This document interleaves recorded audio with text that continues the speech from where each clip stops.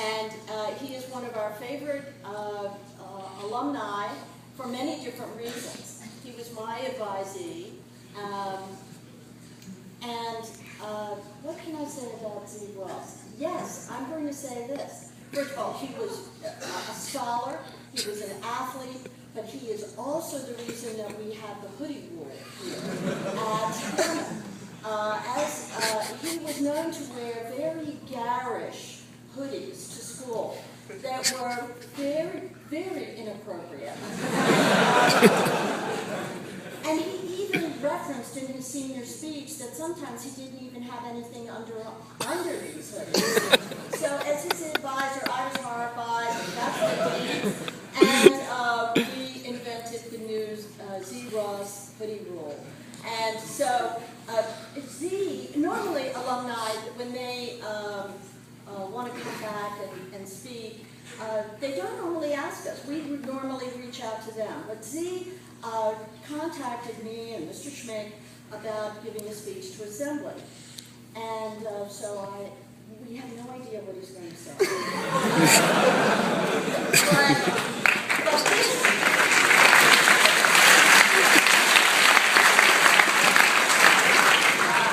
I've told Z that this is an exercise in trust. And so, it's all yours, Z.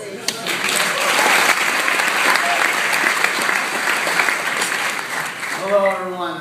I'm going to try to keep this as audience friendly as possible. So to begin with, I require a piano player. I have reserved a seat up front with this lovely electronic piano. I believe I need Richard Shin.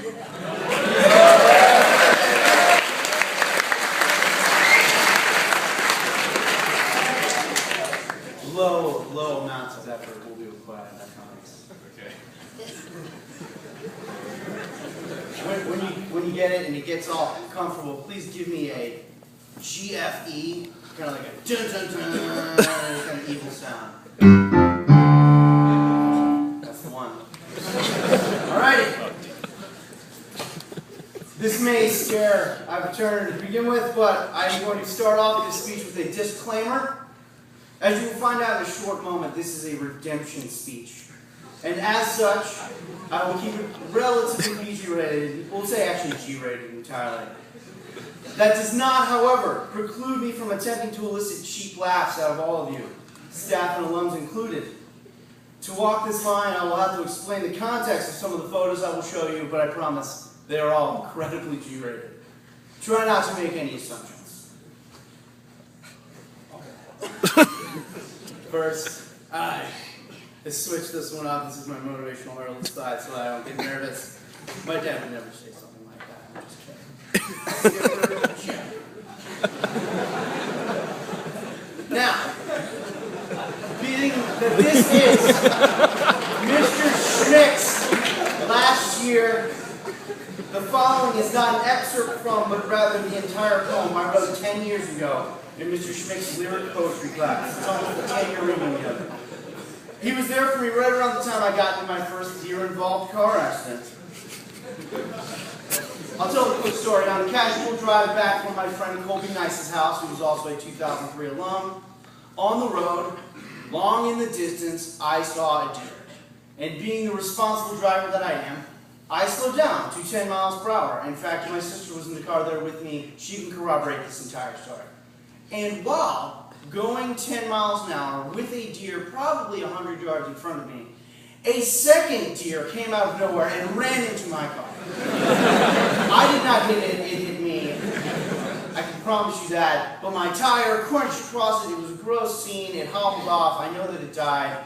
And I was filled with a mixture of just anger and guilt. It was more heavily weighted towards anger when I got out of the car and realized that even going 10 miles per hour, a deer that runs into you at full speed can cause a massive amount of damage. Anyway, for one of the first times in my life, and with the help of Mr. Schmick and his 20-poem assignment for that entire semester, I channeled a great deal of that negative energy into one productive poetry writing session. It yielded the following morbid yet rhythmic rant, and I'm honestly still pretty proud of it to this day. Here it goes. This is the original, by the way, 10 years old, right here. This is called Ode to a Worthless Creature. Your scuzzy, unattractive tail, darting to and fro, your underparts a tender pale. It tickled me to ram you so. In fact, I'm glad that just last Easter, your heinous head met my great Jeep. My tires crunched across your keister, and I ran your head off in the street. Why did God make such a beast who on such wistful nights has not the common sense at least to avoid these glimmering headlights? Now you've made it through so many years, past time's examination. Now open up your fur-clogged ears and utilize communication. I know you talk to one another. I've seen it in your glassy eyes. So help your foolish black-lipped brothers and spare them such a cruel demise. Not you, you bloody mangled mess. You do not even resemble deer. But maybe your fly-ridden chest will keep your kind from scampering here. Or maybe your whole stubborn species will one day soon take pause. Stop munching grass and laying feces for a much more peaceful cause. They'll tell their kin across the globe, there's much green land in which to graze, but if you don't avoid the roads, you won't live to see so many days. For metal monsters own that earth, they've trampled many of our friends. The old and even fresh from birth have all met their disgusting ends. And then on my relaxing drives, across the hills and round the lakes, I'll never have to take the life of one of nature's worst mistakes.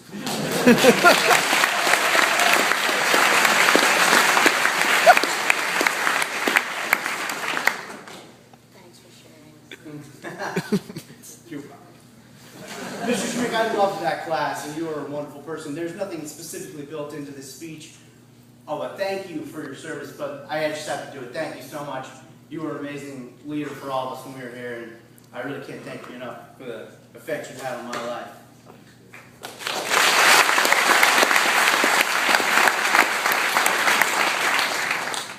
So let me begin in formal fashion. Gilman teachers, anxious students, esteemed faculty, honored guests, embarrassing members of 2003, and to the tens of thousands tuning into the live feed. This is my second senior speech, or at least that's how I'm treating it. And guess what? They gave me a long assembly, so strap on in. My first senior speech, as has already been alluded to, well, I owe you an apology for it. To the entire student body and faculty, I admitted that I routinely wore hoodies during winter to cover up my lack of button-down tie and shirt. The result was the Xerox Fragapani rule forbidding you all from wearing such sweatshirts, and for that I apologize. I traded a cheap, although widely accessible laugh for your hoodie freedom, and I'm sorry. It was a poor trade, and there's really only one word to describe it. Narc. I narked you all out. I narked you all out for something you were going to do much later in life that you didn't even know yet.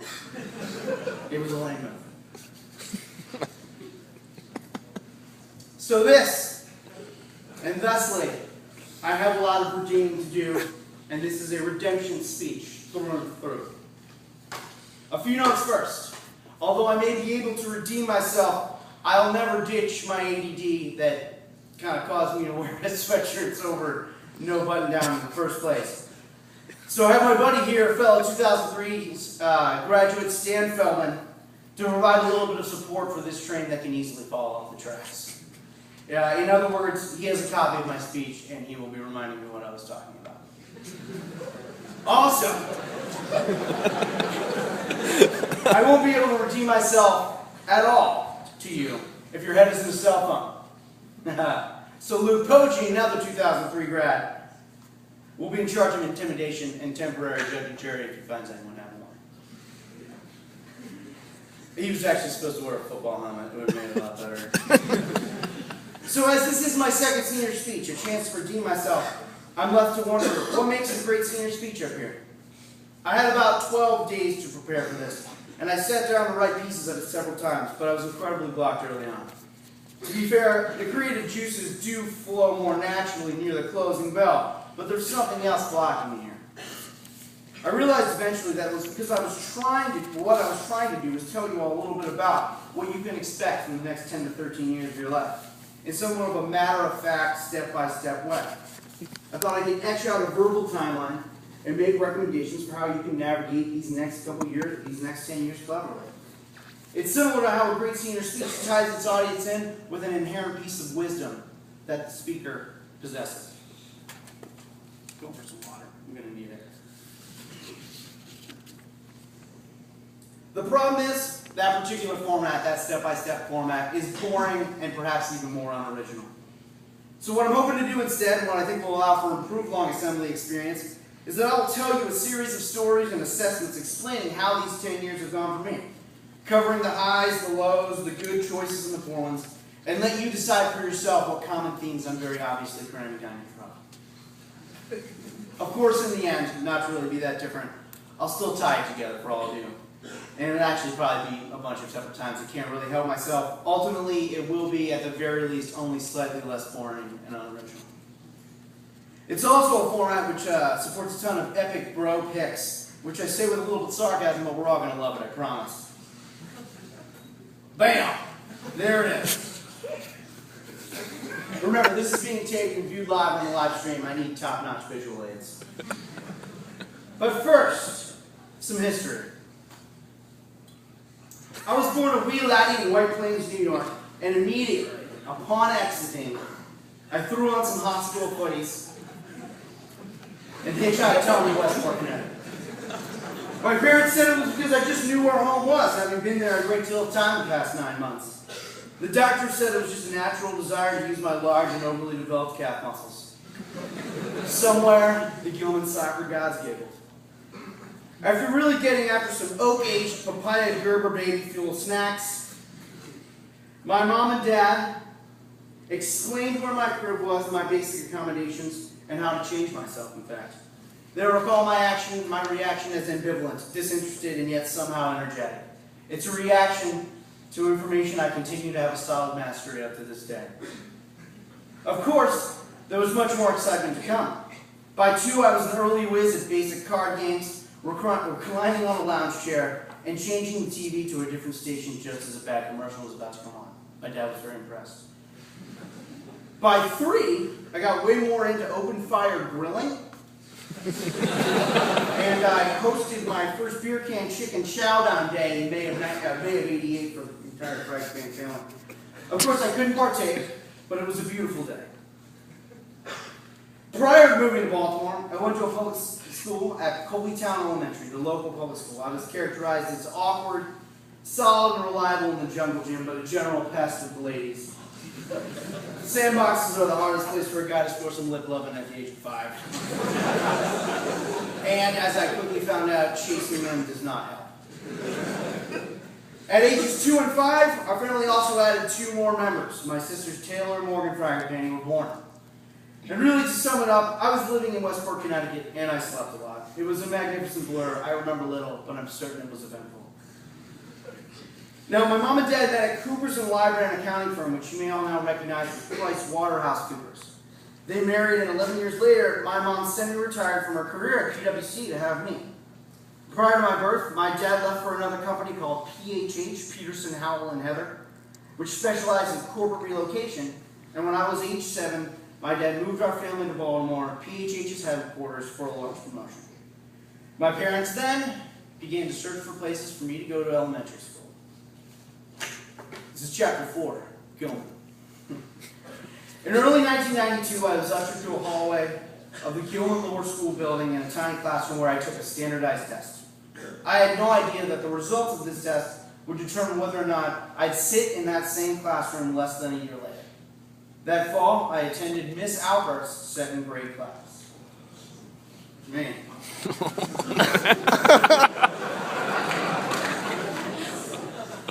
I'm going to skip through most of the parts of my Gilman experience, mostly because to go into it would take forever and be another exercise somewhat in unoriginality, given that it's my 2nd senior speech.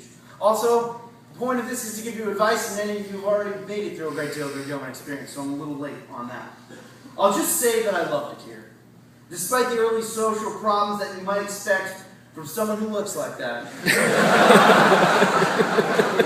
My friends and this great faculty took me from that guy to this guy, a prom date swinging high school graduate ready for a college education. Plus that guy eventually became this guy who came up with the Cajun rabbi costume last Halloween, which is absolutely ridiculous. All thanks to the lessons I learned at Gilman. Plus a great school. Along the way, there were a variety of hiccups and high points. We move forward from that. Yes, sure. We'll go to the next one. Oh, come on. I have to go back in this thing. There we go. We're cutting forward to the speech now. We'll cut out the Cajun rabbi. Along the way, there were some hiccups and high points. In 4th grade, it became clear through a variety of run-ins with sugary sodas, candy, and authority figures that I preferred and maybe required a large amount of attention from my peers and teachers. Before long, I was diagnosed with ADHD and asked to go to the nurse before lunchtime to take Ritalin, to be honest. Over the years, Ritalin was updated to Adderall, and the effect of these medications became more pronounced.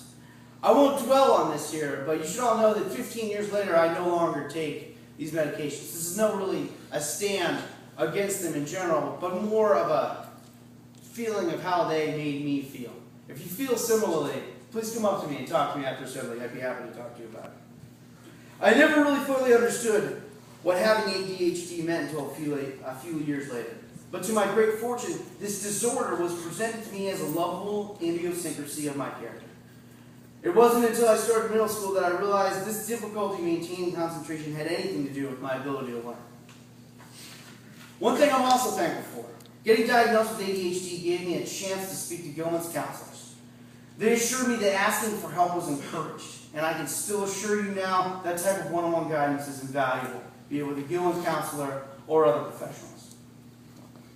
Now, skipping forward to middle school. Skipping forward into upper school, I watched the Twin Towers fall in Miss Tassoni's 10th grade classroom. I guess some 13-year seniors were actually at Gilman with me on that day. I watched our entire school come together that day. We mourned the dead while discussing the inevitability of war. If we should go, or if we should issue nationwide forgiveness and keep the peace. It seems completely surreal debating those questions as an 18-year-old, really a 16-year-old. It also seems so few in such a large and complex issue that happened so long ago. But even at the time, despite my youth, I felt like I was at the heart of a major moment in history, and that the conversations we were having were important. And I believe they were. But the greatest time was senior year. Nearly all barriers between friend groups dissolved, and I hope that's the same today. We hung out with everyone. We all applied and got into college. We dominated our respective sports. And honestly, it was a fairy tale. And compared to the summer after senior year, it was mildly tame. Despite making the most of nearly every day that summer, we all slowly, one by one, left for college. For me, and to this day, nothing can top my high school buddies. These guys were and continue to be some of the best forms of entertainment, love, and inspiration in my life. We went through everything together, from puberty to first girlfriends and everything in between. And because this is being televised live, at the very least, they deserve a solid roll call. Stupid word. And pick montage in complete free form. So here it goes. Richard, I need some happy montage music.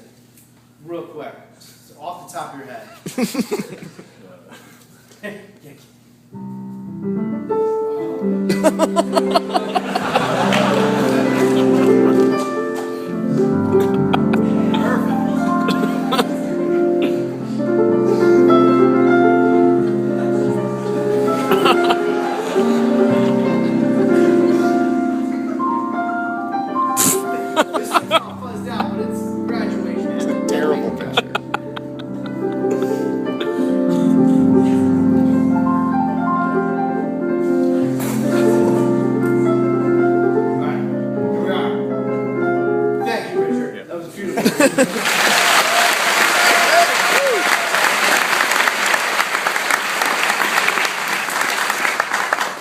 And that was Gilman for me. A whirlwind of great friends and teachers, growing values, and touching moments. And here's my one piece of double-sided advice. As I did, stay present. Enjoy it here. Leave it all out on the field, as they say. Share love and be kind, honorable and generous people. And generally, don't be mean. Mean people suck. And when you have a couple free seconds in the midst of all of this enjoyment, and you have the ears of intelligent and loving people bent in your direction, do your best to start thinking about your future. Think about how you might parlay the skills, interests, and hobbies you developed here into a career that can support you, but more importantly, make you feel like you haven't worked a day in your life. To be honest, I never really did that while I was here. There are loads of excuses I could make, and there were certainly plenty of adults in my life who had that conversation with me. But the fact would remain that I never seriously considered my future beyond the next 12 months ever. And to some degree, it came back to haunt me. College, Chapter 5. I began at Claremont McKenna College in the fall of 2007. I believe someone is going there this year, in fact. And for better or for worse, in retrospect, and it is not a reflection on that college at all, those 4 years were an absolute blur. As you will see, it's characterized in this speech with an absolute lack of pictures. In fact, during my photo research for this speech, I found startlingly few, and it was pretty telling. When I found this one, right up here, I realized it was a pretty decent microcosm of my college experience. Sports and hobbies everywhere. You see the little Fender guitar on the bottom left, that's mine. A general mess, and at least one plastic cup in every viewpoint.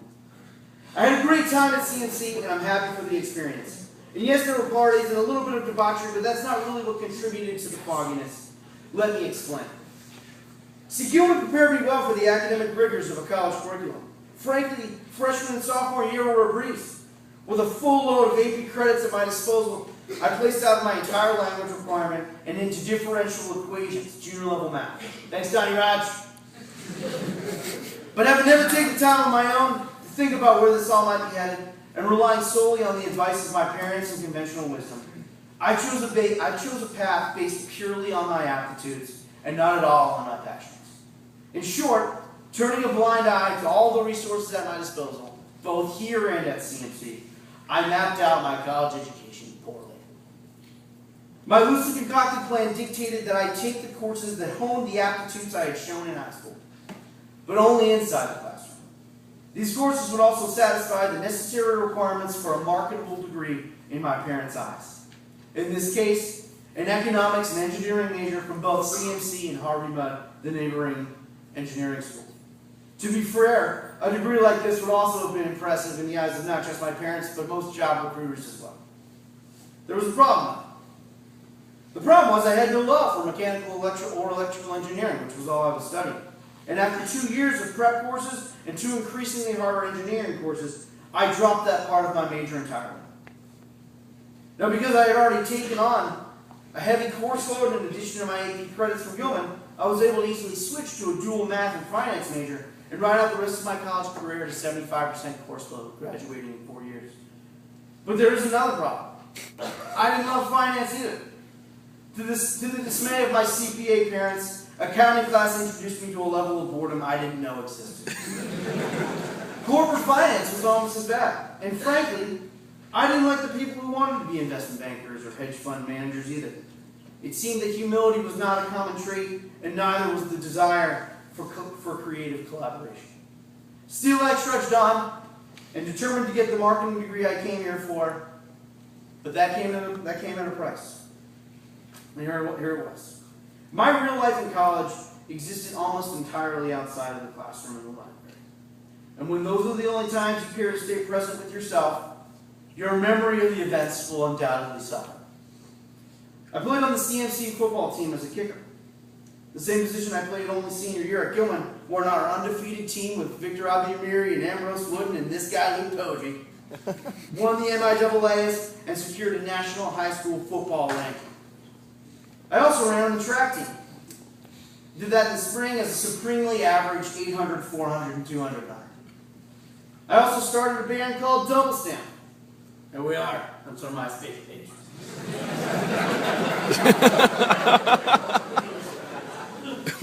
I came up with the name during intramural bowling because I thought it would be hilarious to respond to the question, why are you called insert lane band name? Here, I could respond with, But you couldn't. Because you can't triple stamp a double stamp, Lloyd. You can't triple stamp a double stamp. And then walked away laughing. I hope you all get the reference. Anyways, me rocking out. We played classic rock covers until campus security was called to unplug us. Then we just played our own mediocre original songs. By the end of my senior year, we released an album. It was Hand Tighten Only. That was his name. We thought it was funny to refer to the album as though it was a home furnishing from IKEA. I was also a dorm president. See, at CMC, and the about to enter person can tell you this, there was little to do in the surrounding inland empire of LA County. So the school subsidized a great deal of on-campus activities to keep us all from getting in our cars and driving 45 minutes to a West Hollywood club and then back. Among other places, students could run for various political offices. These gave them control over the funds for various activities. By winning green dorm presidency both semesters of my junior year, I became the sole owner of $20 per person per semester to be used for throwing parties and generally improving the lives of my fellow dorm mates. It was an interesting and creative aspect of Claremont McKenna College. I highly recommend whoever's going there that they run for some sort of presidency. There are lots. I also met my girlfriend, Brienne Diaz. As you can see, a lot of the photos in this montage and this full presentation were actually scanned hard pics. So one of the great things that came out of this is that I now have a much larger electronic library of the pictures I really care about. So I met Brienne Diaz, and I'm still with her today in Austin, Texas. And man, do I recommend girlfriends. Or life partners in general. This speech isn't about her, and that's good for all of you because we'd be here all day. Suffice to say, I love her, we're a great team, and meeting her was the absolute highlight of my college career. One more. This is a picture in front of us of a meat place called Salt Lake Barbecue in Austin, Texas. If you ever get a chance, it's absolutely delicious. But I only took 2 classes with Brienne in 4 years. She was an international relations history major, and I was math finance, as I said earlier. There was hardly any overlap. And class really just became a means to an end for me. There was very little enjoyment, just a rote and practiced routine of going to class, taking notes, memorizing homework answers, and taking tests. And for that, I actually did very well. People offer a lot of tolerance and understanding to those early college students who don't know what they want to do, so it's nice they have a liberal arts education at college to test their every academic desire. I'm not saying that we should change this policy, but anyone who's read The Outliers and understands Malcolm Gladwell's principle behind 10,000 hours of practice knows that finding oneself in this position in college is not ideal. And that's where I found myself. One piece of advice, try your best, both in high school and early college, to figure out what that special mix of passion and skills might be for you. If you don't know, get help. Ask for help. Talk it out with someone older than you, who's been there and works for a living. The sooner, the better.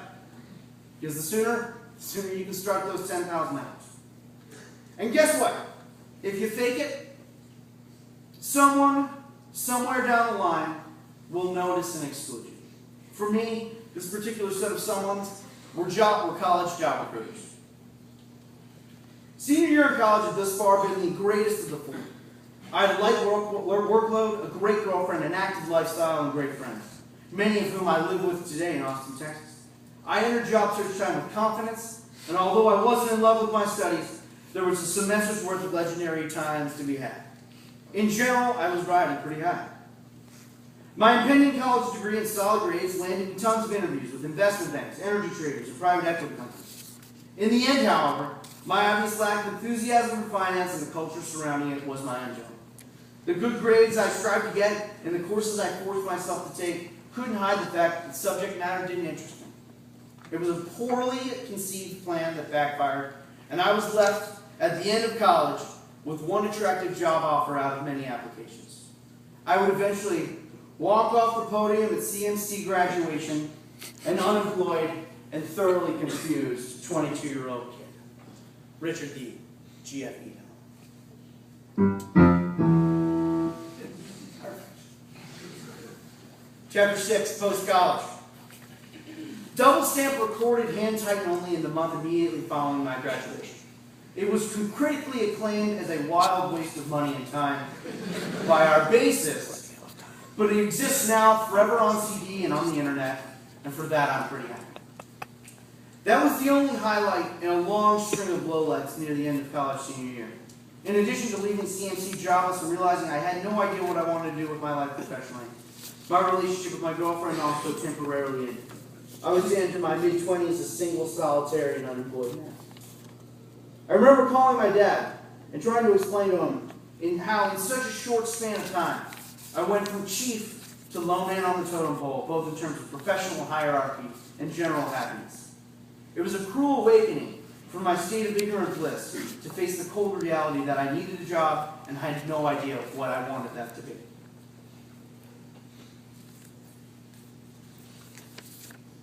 But it was then that my dad gave me some of the greatest advice I'd ever received. Well, son, if you have no idea what you want to do, you might as well figure all that out in the best possible place you can think of. Without knowing it, he had effectively told my future. My great friends Keith Levy, Chase Hoffberger, and Danny Blumberg, all 2003 Gilman alums, contacted me soon thereafter. They said something along the lines of, Z-Man, we're all moving out to Austin, Texas, right after college, to rough it, figure stuff out, and create a life and career in the live music capital of the world. Are you in? It was an invitation I just couldn't turn down. Am I supposed to change? No, not yet. Back. In fact, not. This is freshly after college, right before we left for Austin, Texas.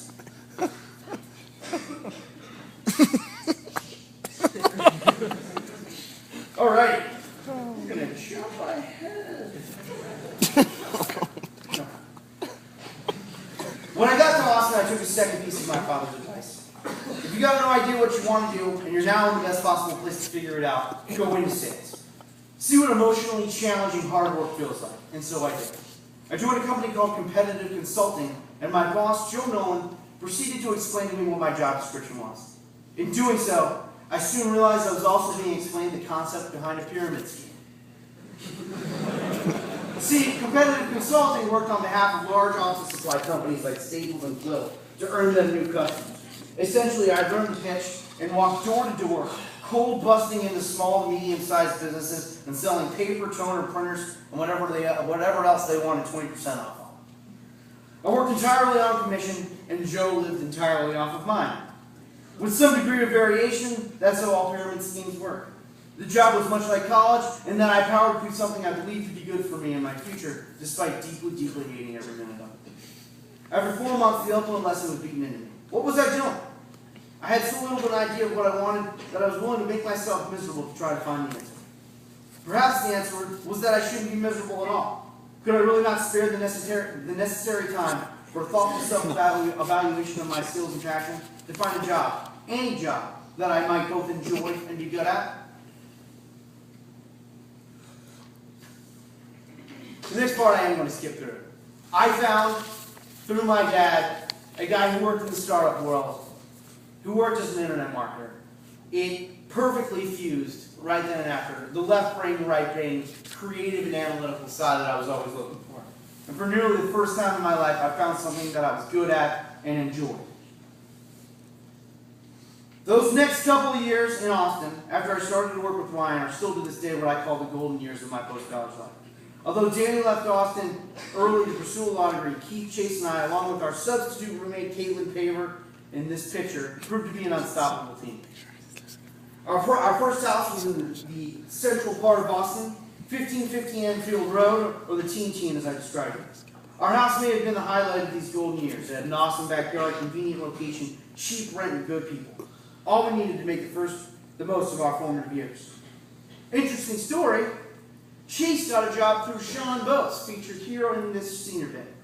A Gilman graduate 10 years our senior, the co-founder of Ushia, an online marketplace for shipping goods.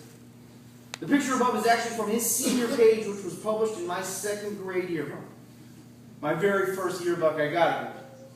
Keith Levy in turn got a job with C3 Presents that puts on Austin City Limits and Lollapalooza in Chicago.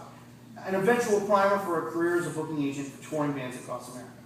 Plus, my girlfriend, Brianne Diaz, who I refer to with many nicknames like Bernan, Banana, Banana Boat, and Benjamina Bernanke, moved to Austin during this time, and we are still dating to this day. That brings us to now. Keith Levy just accepted a job as a booking agent in Nashville called New Frontier Touring. He just signed Cody Chestnut, who many of you all might remember from that song, that Ruth song, I put the seed in the bush for life, that song. Chase moved to Austin, back after leaving, going to New York for a little while, realizing it was his chosen city. He's now an associate editor for the local all-weekly Austin Chronicle, and I'm his source on the ground. So, what is this really all building up to? I've made a lot of mistakes along the way. Lots I think you all can learn from, and lots that I've been pretty clear about. I've lived a life perhaps a little too heavily weighted on enjoying the immediacy of the present. And what I wanted to do truly for a living was never really a real concern until it was a no-crap moment. I wish I'd thought that through, and you all should try to avoid that relatively common trap. But what I'll never regret, and in fact what ended up picking me up from my mistakes every time, were the people whose faces you saw today. The people whose faces I saw every day in this room for 4 and actually 10 years. Getting to know all of them is one thing I can't really look back on with a desire to change. It's perfect just how it was. My best friends to this day are the ones that live their lives by the common principles instilled upon us here. That's no coincidence. We're better friends because we can trust each other and be honest. Interestingly, that day, before my 2nd grade, when I took that test, I found out that that test didn't actually get me into going. As a result of my desk promotion, I guess there were some strings pulled and I got in anyway. He told me this 26 years later, or when I was 26 years old. And I thought about it in a negative way for about 45 seconds.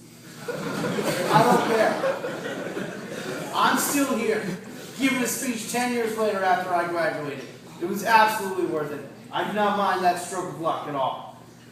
So, finally, the last thought. All of my friends who I moved to Austin with, the ones I saw in this room. Chase, in fact, when I first came to Gilman, when you looked at that 2nd grade pic, he thought I was French. 15 years later, we're amazingly great friends. So I pose this final question to all of you. Knowing, or if you knew, that many of the people in this room, in fact a great deal of them, would be your lifelong friends, your mentors, and your sources for inspiration, how might you act differently now? How might you treat each other differently, knowing that the common principles being instilled in you here are what is going to keep you together for the next 15 years? And what makes this place different from other schools of higher education? Do your best with each other. Do your best with one another. Share love and kindness, and you'll all be just fine. Thank you very much.